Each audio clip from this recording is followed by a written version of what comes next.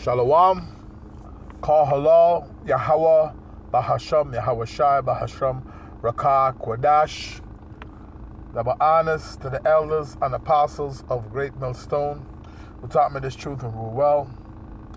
Salutation and salutations to the brothers out there that are laboring and pushing this truth and in sincerity and in charity, risking their lives and their freedom to do so. The Yahweh Bashim Yahushai's sake. To the Akwath,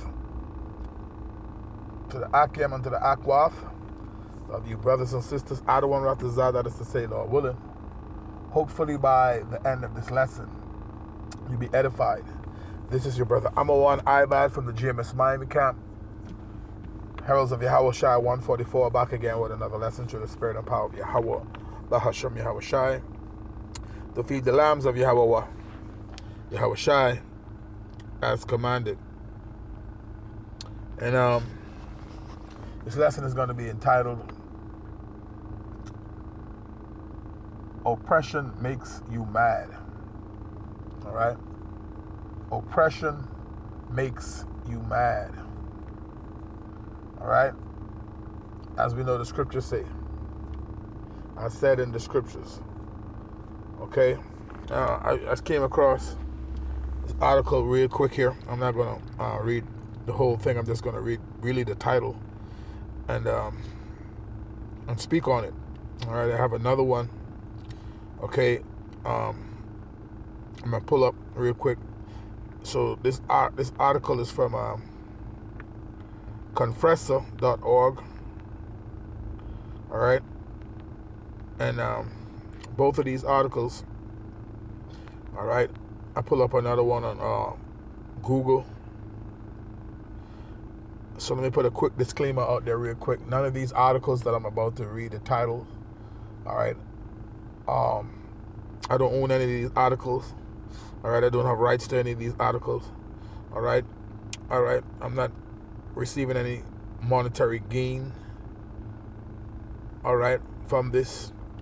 This is just for educational purposes. So my disclaimer is the Copyright Act of 1976, fair use. Fair use. All right, Copyright Act of 1976 under Section 107 that gives way for commentary, criticism, things of that nature. All right, teaching, scholarships, all right, things of that nature. So again, I'm not profiting from this. This is just for educational purposes. All right, fair use, fair use. Okay, so again, this article is from Confresa.org. It says, goodbye to retirement at 67. The new age for collecting Social Security changes everything in the United States, right? So remember when retirement was 62, I think they went to 65. Now it's 66 in about 10 months, approaching 67. So it seemed like a point is going to come to move the goalposts again. And that's oppression, man. Okay? Clearly. All right. I'm not going to read too much into this, but I'll just read this portion right there. It says, for decades, 65 was more than just an age. It was an American milestone, the golden number that said, you've made it. Clocked out, collect your Social Security, and start that beach life you've been picturing since your 40s. Oh my. It says, but for everyone born in 1959, that finish line just moved again. Starting in 2025, your official full retirement age, FRA,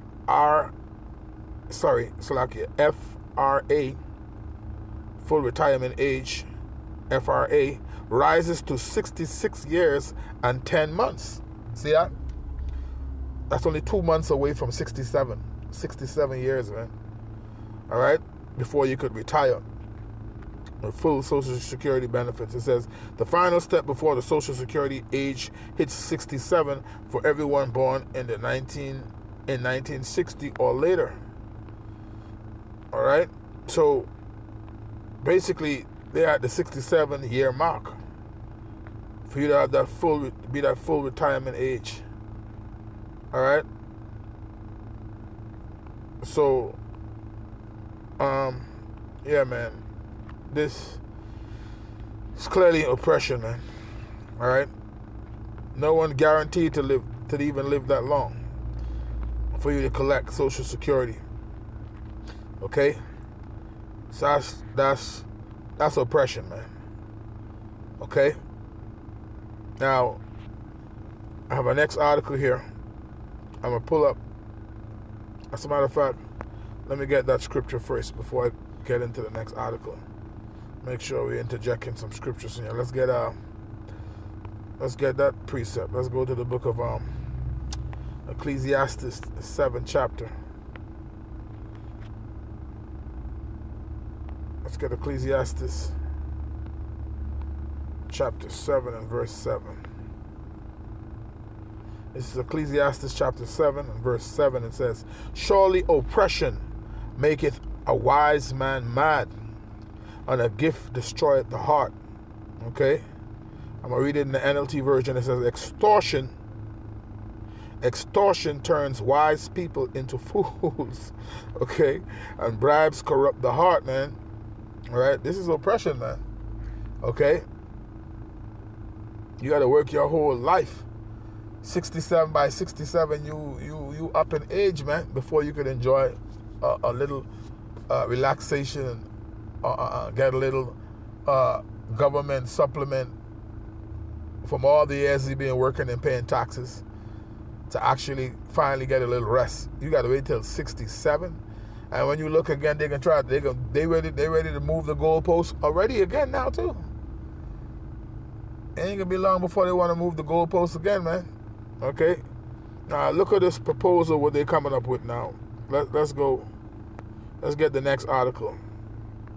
Right? Look at this.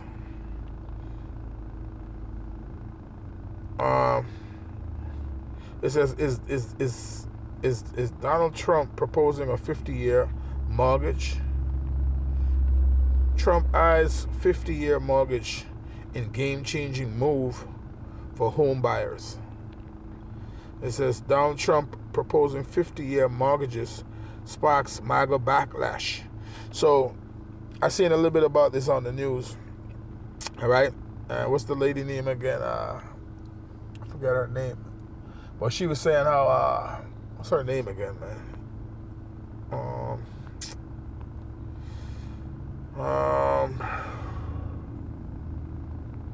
What's her name?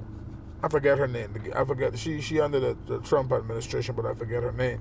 She was saying that's how that if that was to come to fruition, a 50-year mortgage plan, only winners would be in that is the banks, man, because you would have more, you'd have longer years of paying interest rates, which is true. You'd have longer years of interest rates. All right, you ain't know if you can live 50 years to actually own your house. So that's oppressive, man. Just the thought of that. 30-year mortgage is a long time. You can imagine a 50-year mortgage, and you're gonna tell me this is not oppression, man? Surely oppression make it a wise man mad, man. Okay. You see, and when you know these things, it makes you upset. Let me see if I can find that other scripture. And Ecclesiastes, I think I speak about wise being grief. He that is wise. Bear with me here. I know it's in Ecclesiastes.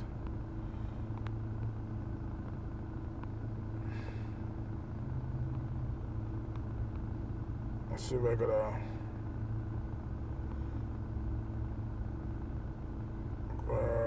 bear with me.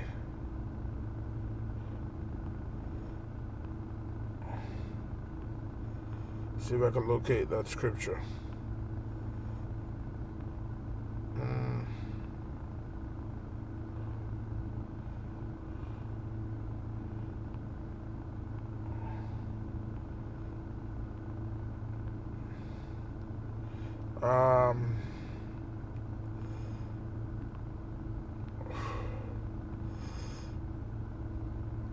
How is it worded again?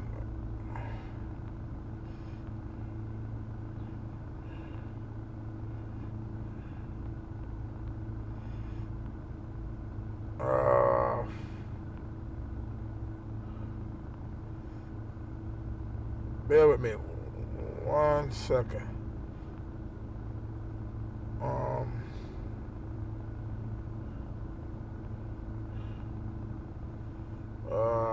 Before, I think it says, bear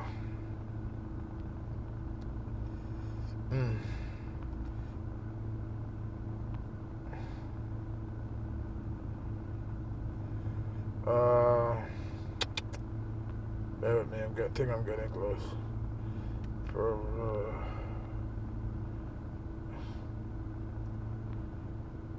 Okay, no. What it says about much sorrow. Let me see. Bear with me. I'm gonna find this precept very quick.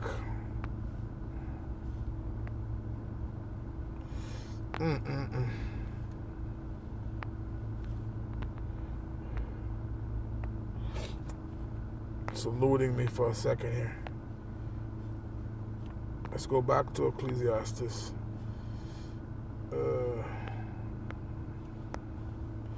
In much grief and it's much sorrow, let me see.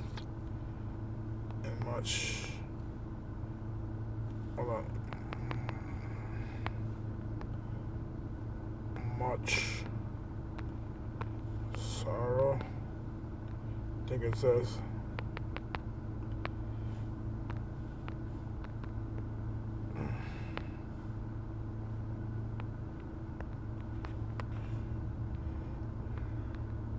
All right, that's it right there. 1 and 18. Ecclesiastes 1 and 18. I was there. But this is Ecclesiastes chapter 1. Verse 18, it says, "For in much wisdom is much grief, and he that increases knowledge increases sorrow." Right? It says, I'm reading the NLT, "The greater my wisdom, the greater my grief. To increase knowledge only increases sorrow." Right? So when you know that you're being oppressed, man, it vexes you, man, because you know that you're being oppressed. When you see people coming up with proposals like things like a 50-year mortgage, who's that serve? That only serve the bankers, man. That only serve the elite. That doesn't serve poor people, man. A 50-year mortgage, that's oppression, man. Surely oppression maketh the wise man mad. The fact that you would even think to come up with something demonic like that. Okay, a 50-year mortgage. That's bullcrap, man. That's pure oppression, man. And the scriptures tell you how, all right, they speak loftily concerning oppression, man. Look at this shit, man. What do you think about a Trump's 50-year mortgage proposal? 50 years, bro? The retirement is at 67 right now for you to retire with full Social Security. You can imagine you got to wait till you're 67 to retire. And have to deal with a 50-year mortgage, man. The American dream is an American nightmare, man. We need to get out of here, man. We need the Lord to return, man. This is ridiculous. Okay? So, in closing, let me get a scripture. Let's go to the book of Psalms. Psalms, the 73rd chapter. Okay, we could read a little bit of that, and we could bring it to a close. Because this man, concerning oppression, he speak loftily, man. He don't give a damn. Okay, look what happened with the SNAP. Some of the states them start to issue the supplemental nutrition. What's the SNAP against supplemental nutrition? Supplement nutritional.